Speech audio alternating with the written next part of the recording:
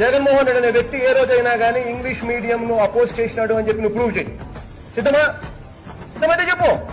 ఊరికి ఎందుకు అబద్ధాలు ఆడుతావు? మీకు అవకాశం ఉన్నది. మీరు 5 ఏళ్ళు ముఖ్యమంత్రిగా ఉన్నారు. మీకు 5 ఏళ్ళు మీరు ముఖ్యమంత్రిగా ఉన్నప్పుడు మీకు ఇంగ్లీష్ మీడియం ఎన్ఫోర్స్ చేసి మొత్తం 45,000 స్కూళ్లు గవర్నమెంట్ స్కూళ్లలో మొత్తం ఇంగ్లీష్ మీడియం తీసుకొచ్చి మొత్తం స్కూల్స్ ను మార్చే సువర్ణ అవకాశం మీ చేతిలో ఉన్నప్పుడు మీరు చేయలేకపోయారు. మీరు చేసింది ఏంటి?